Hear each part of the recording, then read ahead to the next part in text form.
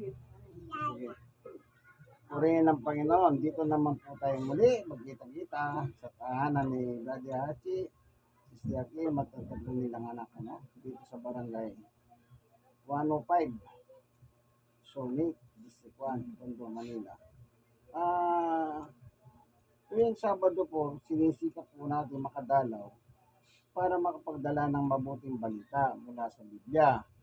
Ito po, Bible. Sila rin po nagbigay sa akin ito, si Brother Archie. Yung Gideon International. Kaya kung minsan ginagamit ko siya, kung minsan yung iba naman, kung minsan nagpapalitan ako ng Bible. Ngayon, sa Biblia po, ang Biblia tagapagturo ng kaligtasan. At the same time, ang Biblia tagapagturo din ng kaparusahan.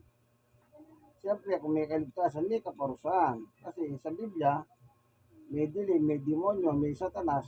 Sa Biblia, may liwanag, may Diyos, may Jesus. Lagi po kung magkasama yan. Para makita po natin yung liwanag. Kasi kung puro liwanag, hindi natin makikita yung dilim. Kaya sa Bible, kung may dilim, may liwanag. Po. Pero bago tayo papalaot sa Biblia, tayo muna po ay pasamantalang dudulog sa Diyos para hingin ng kanyang tulong. Mas magandang siya po ang pumatnubay sa atin. Gawa ng salita nito upang lubos natin maunawaan, mapaginabangan ng kanyang haral ayon sa Biblia. Panginoon Diyos, aming Ama, minsan pa kami po'y lumalapit sa luklukan ng iyong biyaya upang ikaw po ang tumulong sa amin, magbukas ng puso't isip ng tao, ganun din ang mga manunod ng video ito, upang lahat po kami makinabang sa iyong salita. Sapagkat ang iyong salita ay kapangyarihan at ito po ang aming spiritual nourishment. Salamat po sa pangalan ni Jesus. Amen. Ang sabi po ni Apostol Pablo sa unang Korinto chapter 15, ganito po ang kanyang sinulat. Basahin po natin yung verse 4.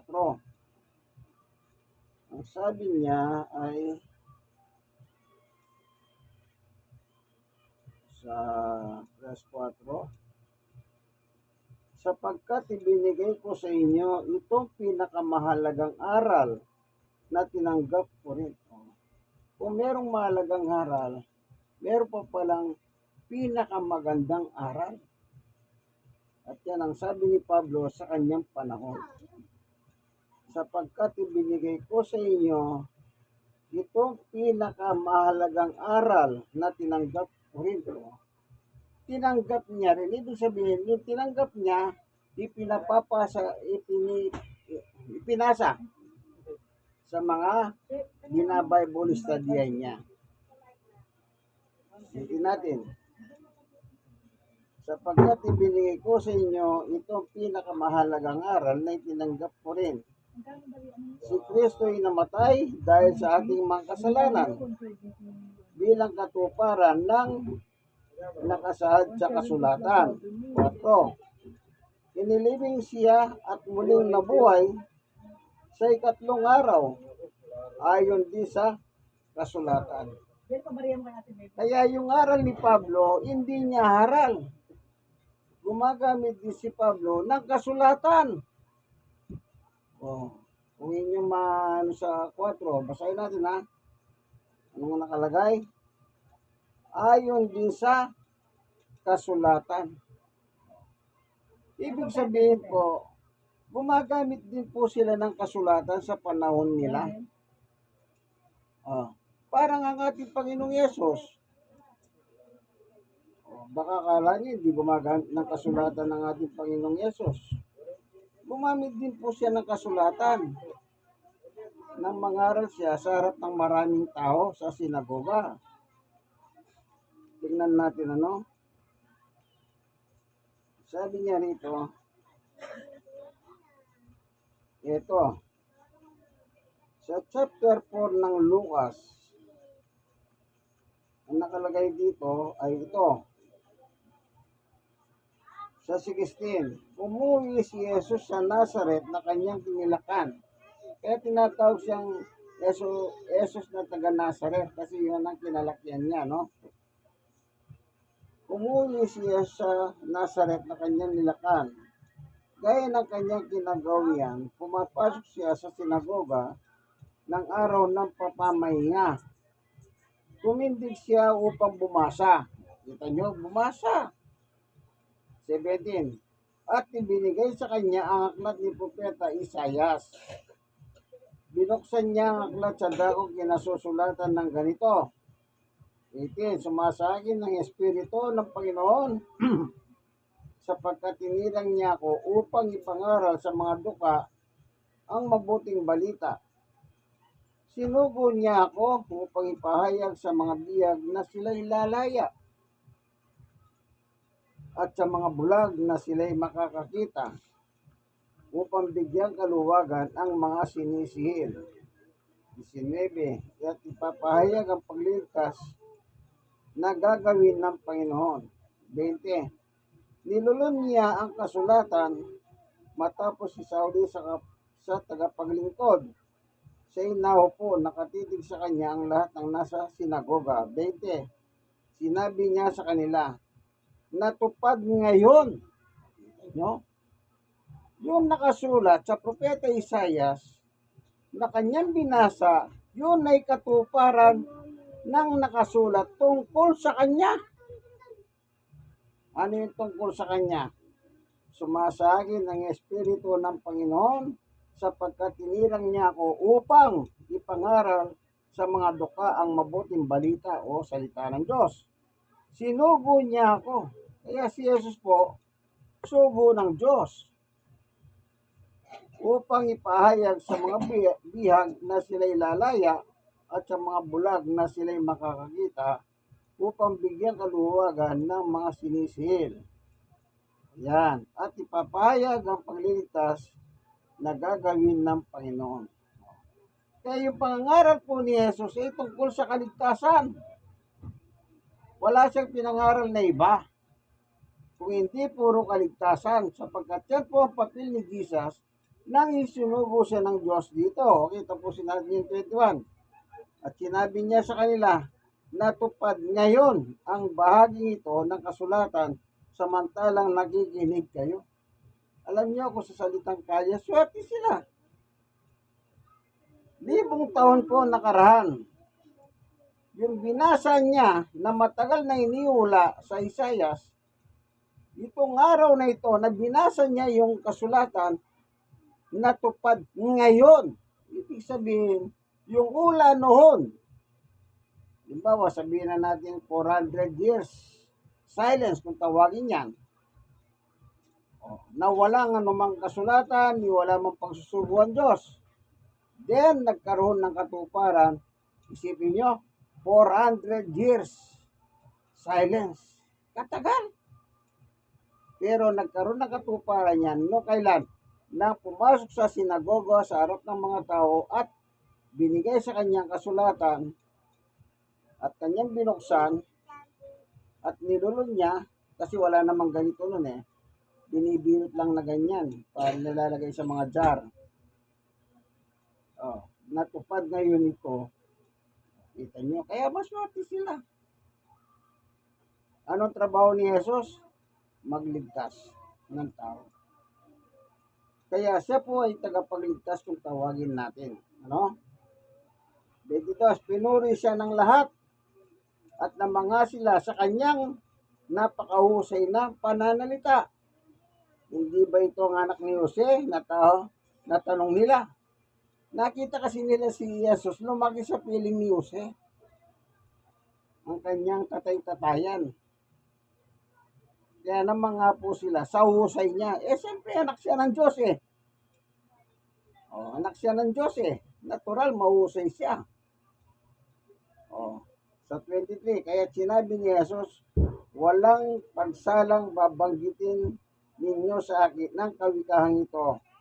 Doktor, gamutin mo ang iyong sarili, sasabihin din naman ninyo sa akin, gawin mo naman sa iyong sariling bayan ang mga nabalitaan namin ginagawa mo sa Kapernaum.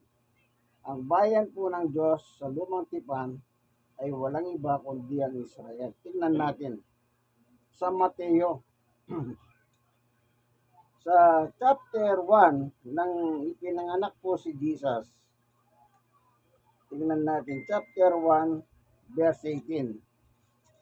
Ganito ang pagkapanganak kay Yeso Kristo.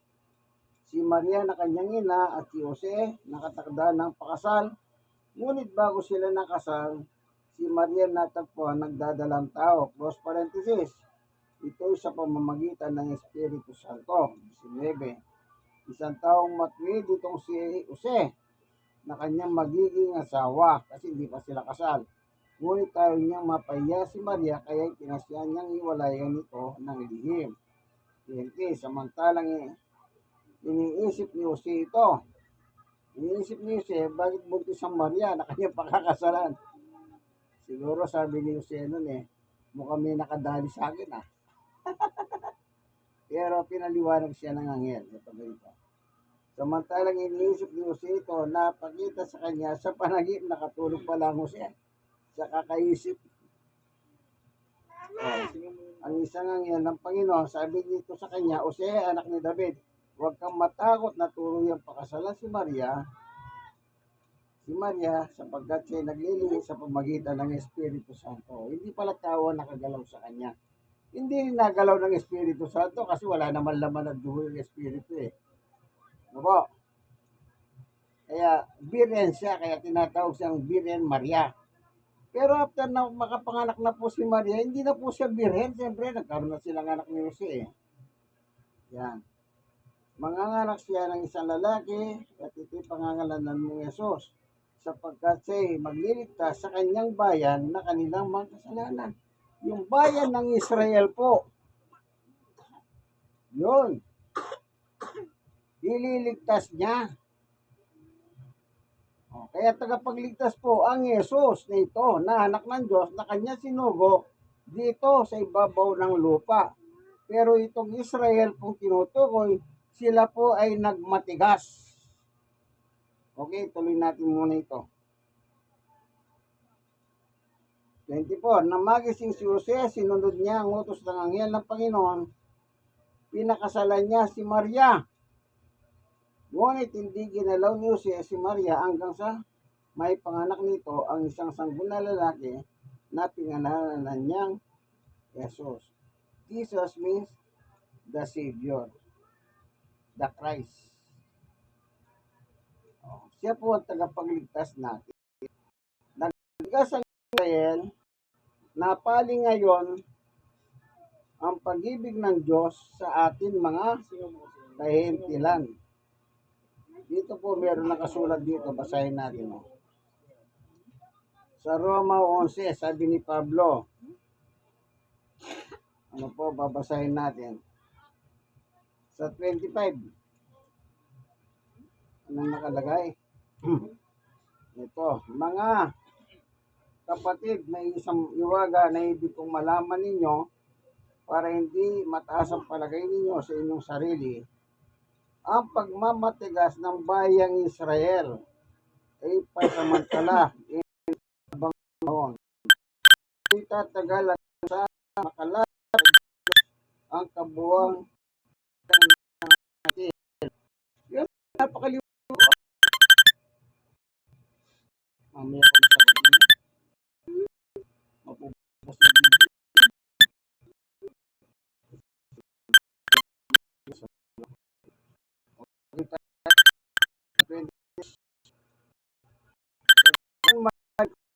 video.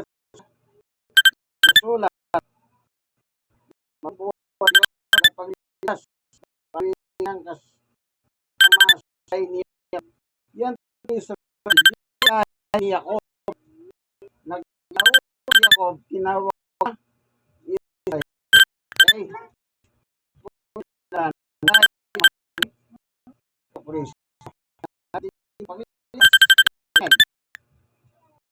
Pwede natin ito sa kanila pag ginalis ko ang kanilang mga kasalanan. 28. Sa ikalalagar ng mga balik, sila'y naging kahaway ng Diyos upang karugan ng mga hentil na pagkatahon. Yan. Naging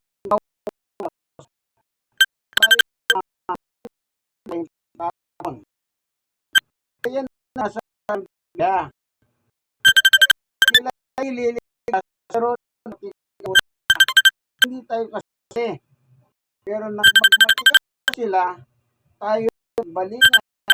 Ang sabi niya, Pablo, nagkaroon tayong bahagi ng pagliligtas ng Diyos. Amen. Kaya yung binasa natin na yung pinakamahalagang aral na tinanggap ko, siyang ibibigay sa inyo. Ano yon? Yung tagapagligtas na tayong mga hentil ay kasama tayo sa ililigtas na Diyos. Di ba kadang ngayon? Wala tayong ano man wala tayong magagawa. Kaya ang gagawin natin, isusuko ang buhay natin kay Jesus bilang ating Panginoon na pagligtas. Ganun lang po kasimple. At anong sabi ni Jesus? Ang kausapin niya si Pablo, Jesus nasa langit at ano si Pablo, bilang niyang apostol. Tignan niyo yung sabi ni Jesus sa Gawa 26. Ito po yung pagtatalaga niya kay Apostol Pablo bilang kanyang apostol. Tingnan niyo po sa 12. Yan pong layunin ng pagpunta ko sa Damasco, taglay ang kapangyarihan at pahintulot ng mga punong saserdote. 13. Katanghalian tapat, Haring, habang kami naglalakbay, nakita ko po, Haring Agripa, ang isang matinding liwanag mula sa langit, maningning pa kay sa araw, nakasisilaw ang liwanag sa paligid namin magkakasama.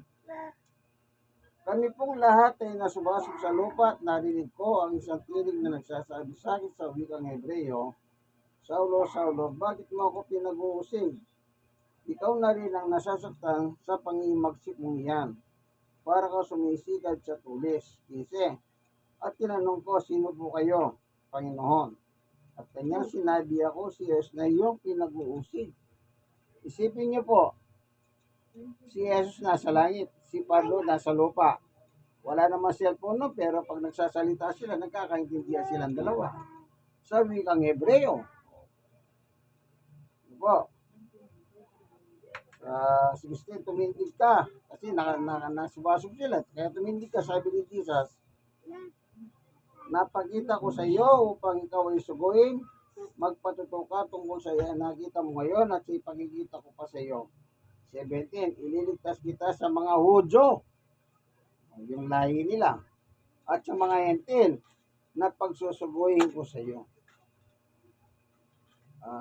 18, susuguin kita sa mga taong iyon upang imulat ang kanilang mata upang ibalik sa kaliwanagan mula sa kadiliman at sa Diyos mula sa kapangyarihan ni Satanas.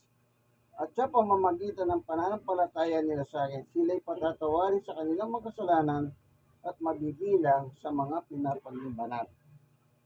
So, mapa-Hudyo man, mapa-hentil, kapag sila po ay napangaralan ng salita ni Jesus at sumampalataya sila, sila po'y mapapatawad sa kanilang mga kasalanan. Kasi po, ang tagapagpatawad talaga ay ang Panginoong Yesus, kaya nga sinugo siya upang iligtas po tayo. Kasi nga po, lahat naman po tayong mga tao, mayaman, mahirap, o anuman estado mo, anuman ang kulay mo, lahat po tayo nahulog po sa kasalanan. Kaya kailangan natin ng tagapagligtas. Sino ang tagapagligtas? Wala pong iba kundi ang ating Panginoong Jesucristo. Tatandaan niyo po, walang kaligtasan sa walang susuko kay Jesus. Tanggapin niyo po si Jesus bilang tagapagligtas natin. Kami po matagal na namin tinanggap. Dapat kayo rin ganon. Kasi wala pong pwede makarating sa langit. Ang sabi ng Panginoong Yesus, tingnan po ninyo yung salita niya. Salita niya ito eh. Hindi ko salita, babasahin ko lang. Tingnan niyo po salita niya. Sumagot si Jesus, ako ang daan, ang katotohanan at ang buhay. Walang makakapunta sa Ama. Nasa ng Ama? Ama namin, nasa langit ka, sambahin ng ngalan mo. Hindi nasa langit. walang makakapunta sa Ama, sa langit, kundi sa pamamagitan ko. Oh. Pag hindi nyo sinukumboy nyo kay Jesus, itong pangakong ito, hindi nyo po malalasap kahit anong gawin nyo. Kailangan isuko nyo muna ang buhay nyo kay Jesus. Gaya ng pagsuko namin kay Jesus. Nang dumating ang aral patungkol kay Jesus sa buhay namin. Oh, kasi nga po, mahal namin ang Diyos. Mahal niya kami. So, anong ginawa ng Diyos? Binigyan niya tayo ng regalo. Sino ang regalo? Si Jesus. Kailan nangyari? Nung unang Pasko. Tayo po yung inandugan ng regalo. Nang anong regalo? Kaligtasan. Panguli. Ang sabi po sa unang Timoteo, ganito pa ang nakasulat. Sa unang Timoteo, chapter 2, verse 3 and 4, ito ang mabuti at nakalulugod sa Diyos nating tagapagligtas, na ang ibig ay maligtas ang lahat ng tao at makahalam ng katotohanan.